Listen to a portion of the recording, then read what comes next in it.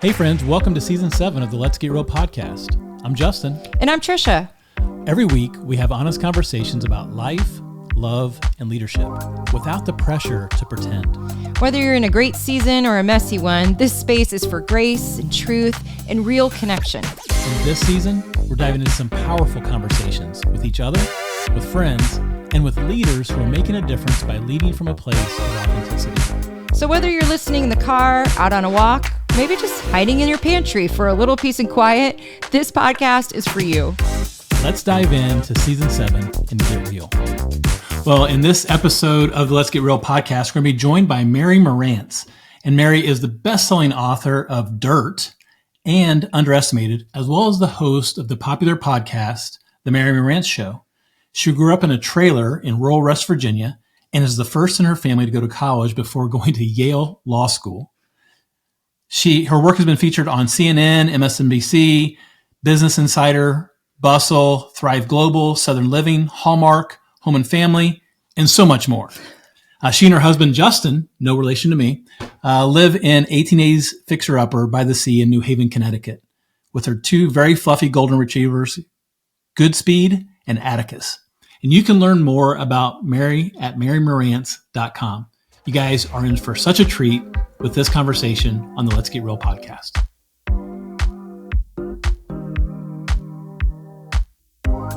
Well, Mary, welcome to the Let's Get Real podcast. We're so excited to have you.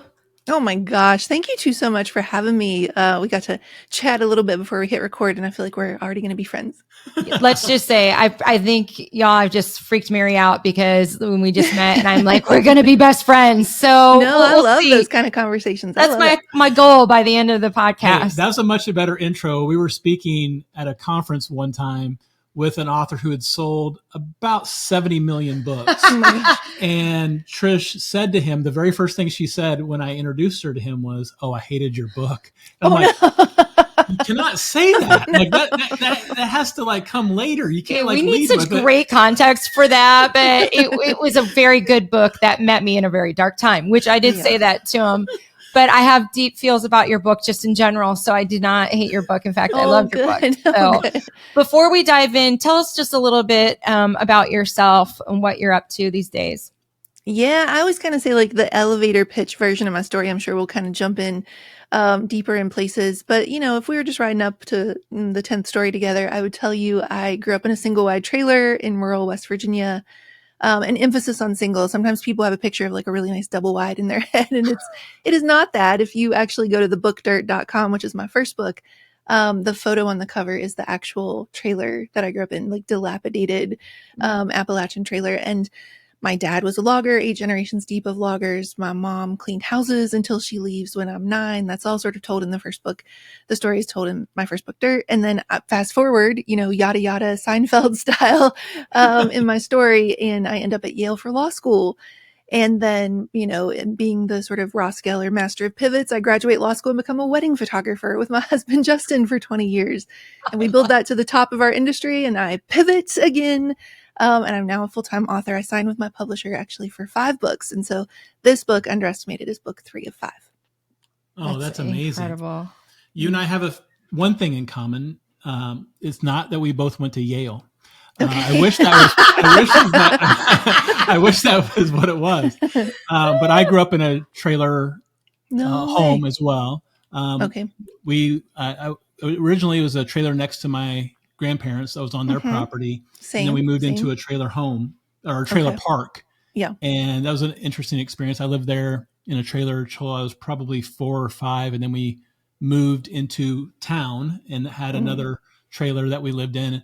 And looking back on that experience, it's something that it feels like a lifetime ago. You know what I mean? Obviously a different, it was almost like a different person. I'm looking at somebody else living that life. Yes. But at the same time, there were so many things that helped form and shape me into the person I am today. You probably go through that in your first book. But talk about that experience that not everybody has. Obviously, Appalachia is a unique community in and of itself, a unique culture, but just that lower income, you may not even known how poor you were in that season. Talk a little bit about those growing up years. Yeah. I love that question. And, gosh, like I'm just like trying to sit on my hands over here because I am also a podcast host. So I'm like, ooh, tell me more about that. So I'll try to keep the right seat over here. Do you know, really quickly though, I do have to ask this part, Justin, do you know your Enneagram? Do you get into the Enneagram at all? Have you dug into that? Trish and I, we've both done it. We debate back and forth. I'm probably an 8. I want to be a 3, but I'm probably an 8. We've been married for 30 years. And I can safely say he's an 8. He's a great 8. I challenge that. I challenge that. You do challenge that. And that's why he's a great 8. And I'm an Enneagram 3. Enneagram 3. Okay. The reason I'm asking, and I'll just sort of let it float in the air there, because that's the number one rule of the Enneagram. You're not supposed to type other people. But I thought I was a 3 for a very, very long time until Ian Morgan-Cron actually was on my show and he said, look up self-preserving 4. And that's usually people who've had a hard story, and the 4s in particular who are self-preserving try to achieve their way into safety. And so that is what I am. As soon as I read that and started reading those descriptions, there's a part that a lot of this question and a lot of this topic is in Underestimated. If Dirt is sort of the movie version of my life, Underestimated is like the textbook. Like, here's why we are the way we are. And it's like really digging deep into like those childhood origins of why do we people please and why do we continue to push the boulder up the hill to almost get within our breakthrough moment. We can taste the rarefied air, and then like Wile E. Coyote about to get our comeuppance, we blink when we freeze when we make eye contact with everyone watching at home. So why do we do that? Why do we do the things we do in adulthood, chasing all the way back to our childhood? And so for me, as an Enneagram 4, one of the descriptions talks about how we almost work against ourselves because we have to struggle for it in order to show people we deserve it. And I grew up in Appalachia with that very both explicit and implicit message that if you didn't struggle for it, if you didn't show up with some dirt on your hands, if it was ever just handed to you, you probably didn't deserve it. Which has made a really interesting journey with grace, something you can't actually earn. I really struggle with that. And this question could go 15 different ways. I know I've already talked for a long time, even in this part. So whatever kind of jumped out at you, let's go, deeper on it. But 100% growing up in that trailer has informed, I just turned 45 in May, and it's informed all 45 years of my life. And it is a constant journey to unravel from that. What am I doing to run in survival mode? I talk a lot about like the girl in the red cape and the big bad wolf ripping at her heels. And what am I doing because it's truly the good work prepared in advance for me I was put here to do. This is not a group therapy session between you and I and our shared experience in the trailer. But when you said that, one of the things that Trish and I have talked about for 30 years is just the scarcity mindset that I have. No matter how much we have, I'm always scared we won't have enough. Right. And it's like we have a 29-year-old son, we have a 26-year-old son, we have a 22-year-old son, a 17-year-old son, and a 15-year-old daughter. And all of them in their unique and sometimes funny, sometimes acknowledging the wounds type of ways kind of makes fun of that scarcity mindset and how it made them feel growing up, and how, we would go on vacation and I would be the one planning the vacation and then also making them feel guilty for how much it costs. Wow. And just all of those nuances that those formative years kind of created. I think there's such a grief. Justin and I have not been able to have kids ourselves, but I think what I hear from a lot of people who've had hard stories is that there's such a grief when your kids hit the age that you were when it got really hard for you. For some of us, that's all we remember. For some of us, it was like when I was 5 and we moved from one trailer to another, or when I was 9 and my mom left, whatever the case may be. What I hear is that you are able finally to see little you outside of your body. And there's this grief of like, why I will be the grown up in the room who changes everything, but why was somebody not that for me? Okay, let's pray. Let's just pray. And I'm like, I got to go to therapy now because no, Mary, you described one of our kids who's an adult, and he literally almost did the same thing as a 4. And our marriage imploded 10 years into our marriage. And this child in particular was, I think he would have been like 6. And so like how that informed him. And I have a really very close friend of mine, Jackie Brewster. She's an Enneagram certified coach. I don't know. She has all the things, but I I've been like, I am such a rule follower until it's like a crowd thing. And if the crowd's doing it for some reason, I'm like, nope, I'm going a different direction. Yeah. I know. Right. And so I was not about the Enneagram. And like even Ian's book came out like, probably 15 years ago. Yeah. And Justin loved it. And I was like, great. It's good for you. You know, we lived in Nashville, Tennessee. So kind of had proximity to it. And then my friend Jackie said that the Enneagram is not a weapon and it's not an excuse. That's right. And it was like, it is a tool to understand how you show up in the world. And so I love that it gave you words to your wounds of how you show up in your pain. But I think what I love about Underestimated is, and this is what we talk a lot about and what we do as coaches, is what's different from counseling is going back and understanding your story and those childhood wounds. And when you start to find some healing, find some agency, then the question is, well, what do you do with it now? Like, that's right. How do you walk that out? You said something. Okay. So we have something else in common as well. We're first generation college students. Nice. I just graduated from college in December. That's amazing. I'm way late. So, but you say growing up without a lot just does something to your brain. And I'm interested in kind of your thoughts around that, definitely as, you know, both blue collar kids. Yeah. That's so, like I said, the Dirt and Underestimated are very much like book and books. They go together very well. Almost like I would say required reading to do both of them. And so that passage started in Dirt. And it said, you know, growing up without a lot just does something to your brain. I don't know. Maybe it's, you know, generational patterns, bad generational thoughts turn bad generational patterns. Maybe it's negative neural pathways grown closer over time. I don't know. Maybe it's just inhaling all the mildew. Whatever it is, it makes you expect to fail before you even start. And then I rattle off this list of names for it. You could call it a poverty mentality, a scarcity mentality, self-loathing, self-doubt, you know, a pervasive sense that no matter what you do, it will never be enough. And I talk about how I'd read a book that said neurons that are born out of positive thoughts tend to look like very lush trees. The branches look like they just have all these leaves on them.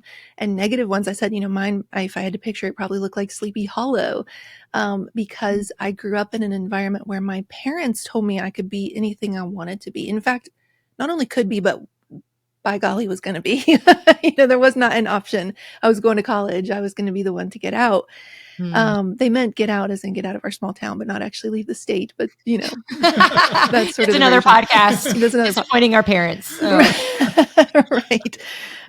And what I heard my dad say is you can be anything you want. But when I would say to him something like, hey, why don't we do this to make the logging business a little more successful or a little easier on you? He would say, kid, let me tell you, this is how it is. This is how it was. This is how it always will be.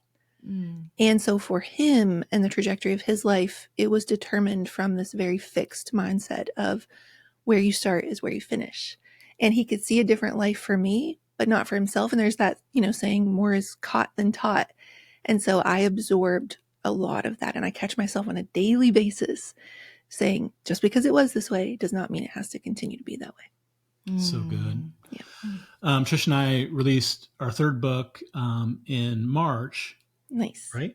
Yeah, March. Sure. Called One Choice Away from Change. And Dr. Allison Cook was a guest on our podcast. I love her. Yeah. She inspired one of the chapters in the book. She does that, doesn't she? Yeah. Yes. Yeah. But I know she has played a pivotal role in the writing of Underestimated. You say she shared a line with you that says there's a grown-up in the room who can be trusted, and that grown-up is you. How did that impact you, and how did it work its way into your book? Yeah, so for everybody playing a little bit of catch up here, just so you sort of understand how Underestimated is structured, I've been calling it the systematic takedown of fear we've all been waiting for, where every chapter is a different face of fear. So we have, you know, imposter syndrome, perfectionism, procrastination, overthinking, even a fear of success, 14 of them in total. And so the first two are kind of laying the groundwork of the problem.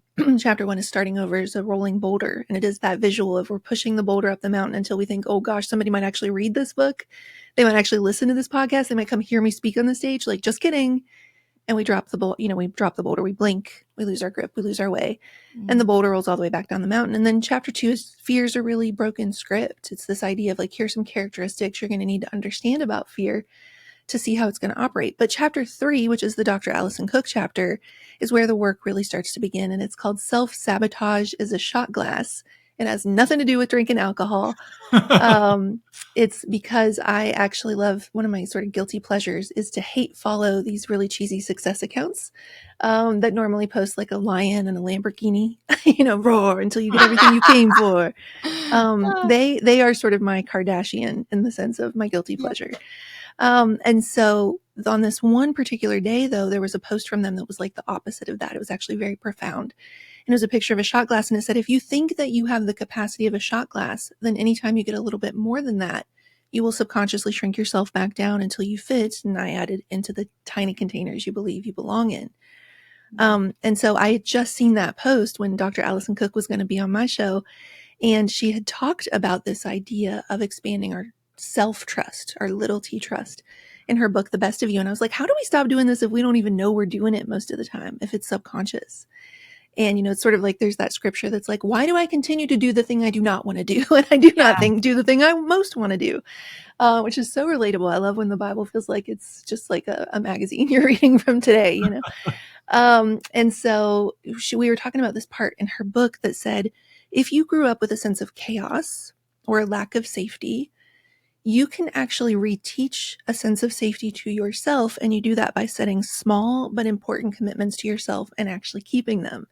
So small, they have to be manageable, but important, they have to actually matter to you. And she said, as you honor yourself in that way, keeping big and small commitments to yourself, you are showing yourself there's a grown-up in the room who can be trusted. That grown-up is you. And I just burst into tears on the spot, because I think for a lot of us, there is something in our story that taught us it's not safe to trust anyone, including ourselves. And the last thing I'll say on that is, I think we get really uncomfortable as Christians with phrases like self-trust, because we're supposed to say like, oh, you know what? My trust is not in myself. My hope is not in myself. There's a difference between big T trust of believing God is going to come through, that God's going to provide, that God's going to make good on what you feel like you clearly heard him promise, or a place he was prompting you to go. And this little T trust, which is really about stewardship. And I coach a lot of people, and I see them sometimes get hung up on big T trust of not knowing if God actually is going to do what he said he would do. But most of the time it's little T trust. I'm afraid if I actually get this thing, then I'll be the one to mess it up. And so chapter 3 begins the work of expanding the capacity we have to hold what we've been entrusted with well. So are you drinking now out of a beer mug? Because that's really good. Yeah. Well, so that post said, the goal is to expand your capacity, expand it until it's the size of an infinity pool. And it was like, oh, of course it has to be an infinity pool. See, I couldn't even get past the mug. It had to be still like there's just so much. I think Jess and I both, and I love when we do interviews like this where all of our questions get blown up, because it just, it ministers to us. And people know on our podcast, for both of us, we've had trust broken, finding out that our dads weren't our biological dads into adulthood in the same week. Like 2021, within 6 days of each other, we found out crazy through ancestry.com. Crazy story. But I have this history throughout my whole life of betrayal trauma, of people, the women in my life I trusted, who just decimated my heart and mind in that trust. And I've never heard it quantified in how you are putting it. I've heard it talked about, but the simplicity of something so difficult, that I remember my counselor saying, but you did. And I said, what do you mean? She said, but you did show up. You were trustworthy. Yeah. So we have to believe that you're not the only one on this planet, that God has given that capacity to be trustworthy. So start with you. Yeah. And I got to tell you, I was on a podcast. Who said this to me? I think it was the Don't Mom Alone podcast. And Heather said to me, okay, so you have been doing the work all these months and writing the book of being the grown-up in the room who can be trusted. What do you think it would take to look around the room around you and trust some of the grown-ups who are in it now? And I was just like, well, that's the next 4 years. That's book number 5. Stop asking. We're not at that book yet. Yeah. I was like, well, that just blew up my whole life in a good way. That'll be the next wave. But you I think can't it's so give funny every something time. that you don't have. And I think that's the reminder. Like we can't give or sometimes even receive what we don't know how to accept. If, like you said, if that shot glass is so small that we don't leave room for that opportunity to grow in trust. But at the same time, we always talk about like forgiveness is free, trust is earned. Yeah. And the nuances of fear and how to navigate fear. You know, we talk about this in our book that fear can be the friend that leads you to the edge. Like it sometimes is the unexpected wind at your back to move to a place you would have never moved to, but then you get choice. We have agency to decide what we want to do. And so listening to your story, you've got these like lows and highs. You go to Yale, which like, let's just talk about that. How, you know, it's not small potatoes there in what you did, but like, what was in it for you in that moment of breaking through that fear to go, no, I'm not going to drink out of this little shot glass. I'm going to dream bigger. Like the person that's listening to that and is thinking, yeah, she's an author, you know, it's just her story. What would you say to that person who just needs that encouragement to take that leap?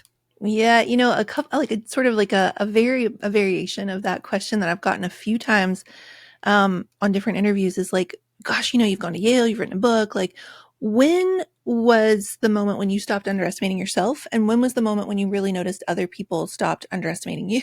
And I was like, as of this morning, it has not happened yet. I don't know what to tell you. Still waiting on that moment, actually. Book number 4. Right. There's a lot of work to do in book 4. No, but honestly, I don't think that fear ever goes away. I'll say that. I don't think the voices that would love for you to underestimate yourself ever go away. I do feel like I've made a lot of progress in knowing the worth that I bring to the table, standing firm in boundaries. You know, some of the greatest, most radical work I've done in releasing this book, I feel like, especially as a woman entering the thought leader space, is to say, this book is really good. Like, just wait. I wish I could watch your face when you read it. Like, this book is really good, period. And not being apologetic about that, or saying when somebody says, oh gosh, you're a really good writer, thank you so much. Full sentence, you know, and then like also just casting a vision of what's next. Like that in and of itself, I think I've made a lot of progress. Like that doesn't mean fear will go away or that I won't have like these voices hissing in my ears every day of like, it's all been done. It's all been done better. It's all been done by somebody the world actually cares about. Who do you think you are? What if the critics come? Like all of those boring scripts that fear uses on repeat. But I think that I have grown enough to go, oh, I know this script. It's sort of like Mad Libs at this point. Like you can say it, but I'm actually going to take it as an indication we're on the right track. So that was sort of a roundabout way of saying it never goes away. I still have plenty of moments of underestimating myself. Being an introvert and a quieter voice, I still get underestimated by other people on a daily basis. That never goes away. But I think especially in your 40s, you just get a lot more comfortable expanding and taking up space and not having to shout for attention or fight for approval or chase people, and you let the right people come to you. So it's a work in progress, but there is progress. It's interesting how the voices of other people can kind of shape that. Trish and I, when we wrote our first book in 2012, we sent, obviously, you know, you sent it out to try to get endorsements, get people to get behind it, people of influence. And there was an author that we admired, that we loved his work. So we sent it to him. I had a mutual friend that knew him. So I kind of got into like directly to him, and he was in the writing process. So he declined to endorse it. Well, it started doing really well. And he came to Nashville to speak at one of the colleges. And he texted me and said, hey, could we have lunch? So Trish and I go out to lunch with him. We're sitting there, and he says, I read your book cover to cover. Wow. I'm like, okay. He goes, it is really good. Wow. That's so great. Trish, who was your ghostwriter? Not to me, to Trish. And like, I Wow. grew up being dyslexic and didn't know it. And so like you said, like that, those fears are not new, but it caught me so off guard. And I literally could feel like I am such a lover of people. Like, I mean, I'm a fighter when I get to that moment, but it takes a lot to get me there. And I just was like, she goes, I wrote every single word of that with the exception of one sentence that our editor, like inserted into this, into this paragraph, whatever. But I wasn't, it wasn't defensive, but well, yeah, it was but I say that to say, fast forward 12 years, we sold a lot of books between then and now. And we're writing our third book, and she comes to me and says, I don't know if I can do this. Remember what he said? Yeah. You know what I mean? Like, some of those things never leave you, and they can plant those seeds of distrust in yourself. You talk a lot. I wish that the 14 chapters really just didn't highlight basically all of my insecurities, but they do. I appreciate that. But one of the things that you talk about is perfectionism. And we talk a lot. One of the reasons that we talk, our podcast is called Let's Get Real, is we believe that authenticity is greater than perfection, that God doesn't change who we pretend to be. He only changes who we are. Yeah. And so when you think about perfectionism and how so many of us, especially in Christianity, we know that we're not perfect, but we feel like we have to put up a facade to get God to like us and accept us. How have you seen that? How have you wrestled that to the ground, and the people that you coach and talk to about perfectionism? Talk a little bit about that. Yeah. Oh gosh. Well, just even before I jump into that, just to comment on the previous story, like, wow, that just makes my blood boil. Woo! My face is hot over here. And it's so frustrating, and it's just not okay. And it's, a lot of the book actually is dealing with this idea of how do we both use other people's doubts like that as fuel, but not become so dependent on that as our only fuel source that we sort of have to manufacture it if it doesn't exist, right? That's been my story, is like, there's 2 words in the entire book that are such a punch in my own face, and that is perceived slight, which is not at all what this story is. That's an actual, right in the, punch in the face slight from somebody else. So all of that to say, there is this part in the book where I talk about 99.999% of people are not going to be able to see a thing until it's already done. And their lack of vision has nothing to do with where you're being called. And the script I kind of tell myself in those moments is, that's okay. You'll meet them later. And I think we've all had those moments. I was speaking at a conference where I was speaking after lunch, and we were asked as speakers to go sit down with the attendees during lunch. And I sat down at this sort of like modern day Regina George table, where I was sort of immediately iced out the second I sat down, and kept asking questions and getting sort of like the 1-word answers, and the shun unshun shun unshun blank from, that's Dwight Schrute from The Office, for everybody who didn't catch that. And so anyway, I go and I speak after lunch, and it was just really like on fire one, and I'm crying, everybody else is crying, and that Queen Bee kind of character came up to me and was, crying her eyes out, telling me her story. And she said, "Oh, I wish I would have known you were a speaker. I would have spent more time talking to you at lunch." And I said, maybe that's a problem. Maybe that's a problem.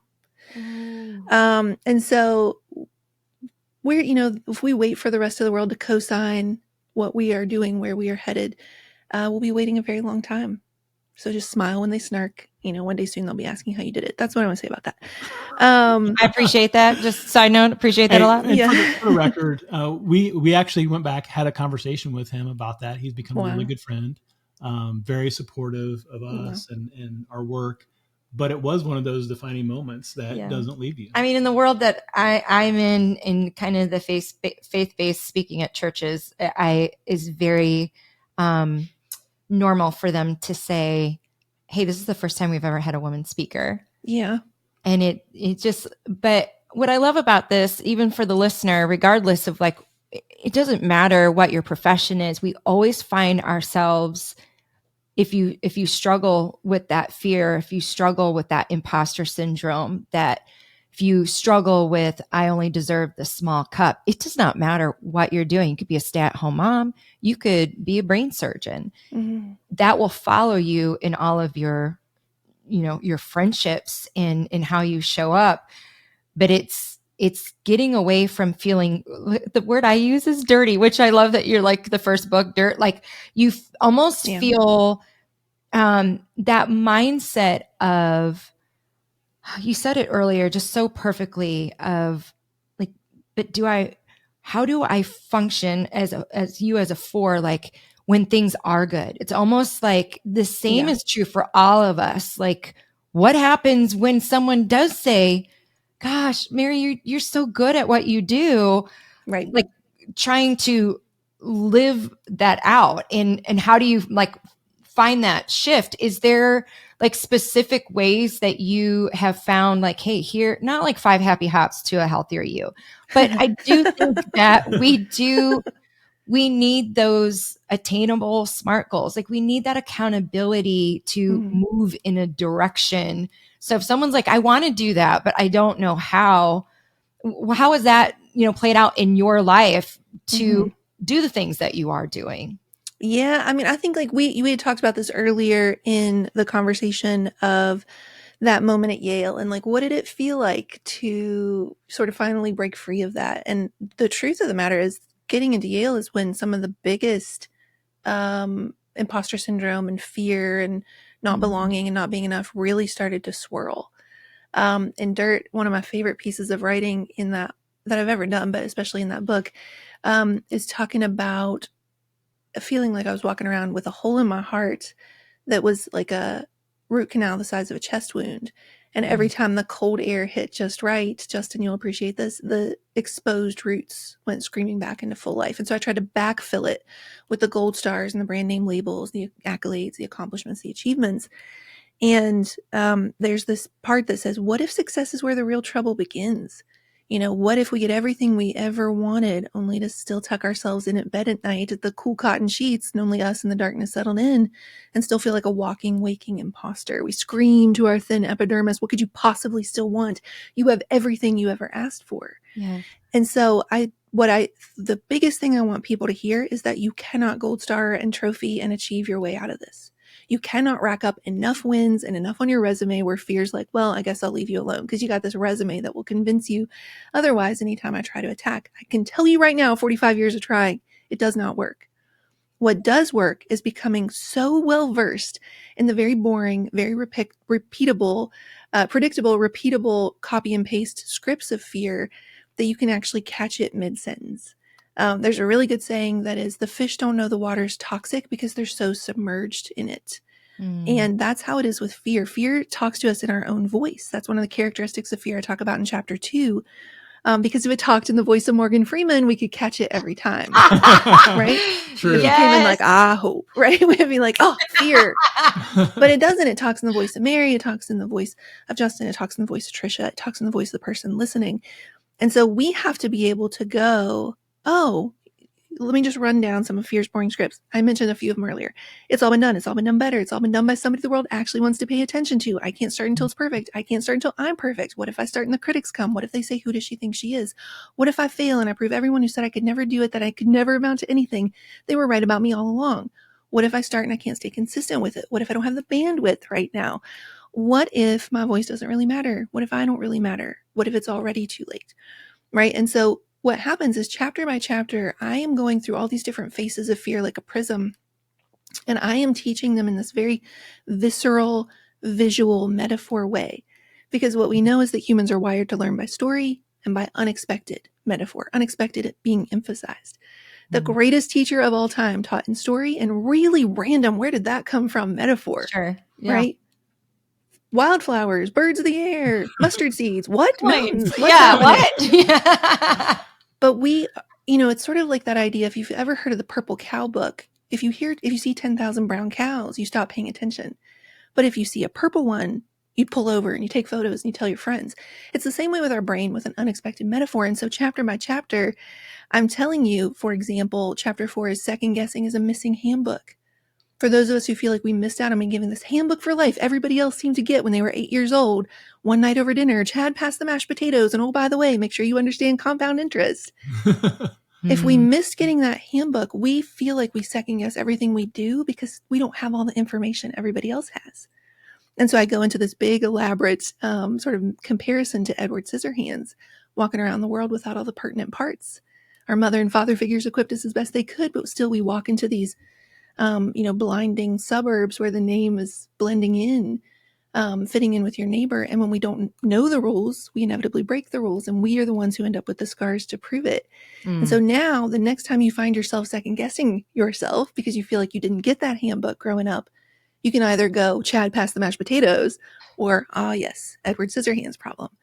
And so the more you can catch that mid-sentence, the more all of fear's power sort of whooshes out of the room. It doesn't ever leave you alone, but it does kind of go dormant every time you call it for what it is. My friend Sarah Rice said it's sort of like in The Wizard of Oz when you pull back the curtain and the great, terrifying, powerful Oz just becomes a little snake oil salesman behind the curtain, right? It's not that scary anymore. It doesn't leave the room, but suddenly you have no power here. So that's, I think, the great work of this book. It's not achieving your way out of it so that you never feel afraid again. It's becoming so well versed in your enemy that you can call it out the second it acts up. So my good. Enneagram 3 is like, wait, I can't achieve. I don't know. I don't know if I can do this. Same. I know there's somebody listening on a treadmill right now. There's somebody listening driving home from work. There's somebody listening as you're out on an evening walk and you have just felt your chest just feel like you're having an anxiety attack because Mary is speaking directly to you. You've got to go get this book. We're going to put all of the links in our show notes. Mary, tell everybody where they can find you, where they can find Underestimated, and really maybe link up with some of the work that you do on an individual basis as well. Yeah, definitely. So if you go to Name the Fear, so the subtitle of the book is, so it's Underestimated, the surprisingly simple shift to quit playing small, name the fear, and move forward anyway. And so namethefear.com, it's going to take you to the website for the book, which is also an offshoot of my main website, marymarantz.com. We actually have the whole first chapter up there for free. So you can go grab it, download it, listen, read it right away. Get a feel for those unexpected visual metaphors, that sort of lyrical IQ meets EQ style of writing. A lot of pop culture references. Shocker. If you've listened to this episode, you are not shocked by that. And just sort of get a feel for the writing and the problem that I set up with the boulder rolling all the way back down the hill. While you're there, you can actually also check out, we have an achiever quiz. There are 5 different achiever types, and based on your achiever type, you actually play small in different ways. A performer is always on their toes to show other people and themselves, but mostly other people, how far they've come. The tightrope walker could care less who else is clapping, but they need higher and higher death-defying feats to feel the same amount of good. Our masquerader hides in plain sight because they don't want to let themselves or anybody else down. The contortionist is our classic people pleaser, twisting themselves up into knots because to contort is easier than to be criticized. And our illusionist in the distance believes that all the conditions to begin and they themselves must be perfect before they can even start. So the quiz is right there on namethefear.com, or you can go directly to achieverquiz.com. The quiz takes like 2 minutes. 10 minutes if you overthink it. I was saying someone's on the treadmill. They are off now. They have fallen off and they're like, I can't take any more of how much she knows me. And so, has been following me around. Yeah. Well, thank you so much for the work that you've done in loving the world to, we were told a long time ago by our counselors, you can't heal a wound you don't give a name to. And it's just the beautiful way that you give wounds a name, but then you also give these pathways is just so powerful. So thank you for being you. And when we get off, I'm going to go figure out what achieving type I am. Yes. And if it shuts your website down, I apologize. So, but thank you again for being on today's podcast. Thanks so much for joining us for another honest conversation. We hope that something in today's episode encouraged you, maybe even challenged you.